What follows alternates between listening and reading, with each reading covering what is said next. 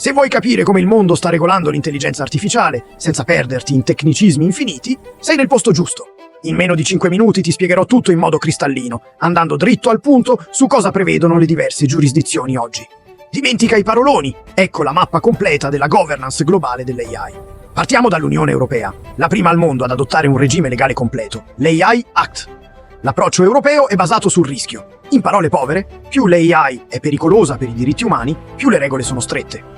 Esistono persino divieti assoluti per usi considerati a rischio inaccettabile, come la manipolazione comportamentale. Se sviluppi AI in Europa, la trasparenza e la sicurezza non sono optional, sono la legge.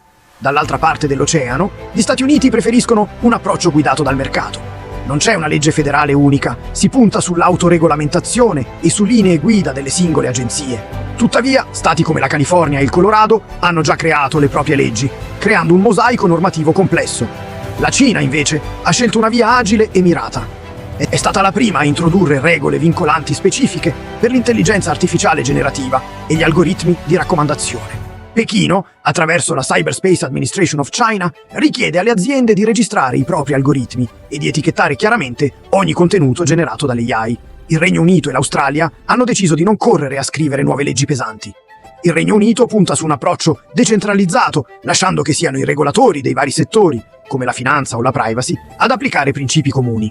L'Australia, dopo aver accarezzato l'idea di copiare il modello UE, ha virato verso uno standard volontario per non frenare l'innovazione e la produttività.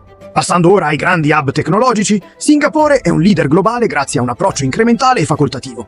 Invece di leggi rigide, offre toolkit come AI Verify per aiutare le aziende a testare la propria AI in modo responsabile. Anche gli Emirati Arabi Uniti seguono un modello ibrido, definito da alcuni uno stato sandbox. Non hanno una legge specifica sull'AI, ma usano carte etiche e linee guida per integrare l'AI nei servizi governativi, puntando a diventare un hub mondiale entro il 2031. Passando al Canada, qui il governo ha introdotto la prima direttiva vincolante sulle decisioni automatizzate nel settore pubblico e sta discutendo una legge per regolare i sistemi ad alto impatto. La Corea del Sud sta per attivare l'AI Basic Act nel 2026, che sarà la seconda legge completa al mondo dopo quella dell'UE, con un forte focus sulla fiducia e sulla sicurezza.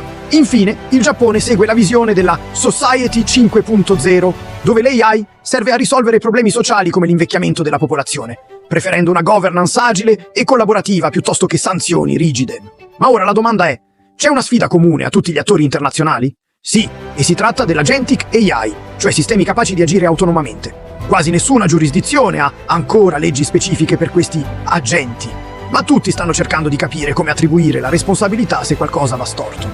In sintesi, il mondo è diviso tra chi vuole proteggere i cittadini con regole ferree, come l'UE, e chi vuole correre verso l'innovazione, come gli Stati Uniti. Quale approccio vincerà? Lo vedremo presto. Se il video ti è stato utile, lascia un like e iscriviti al canale per restare aggiornato sulla tecnologia che sta cambiando il mondo. Alla prossima!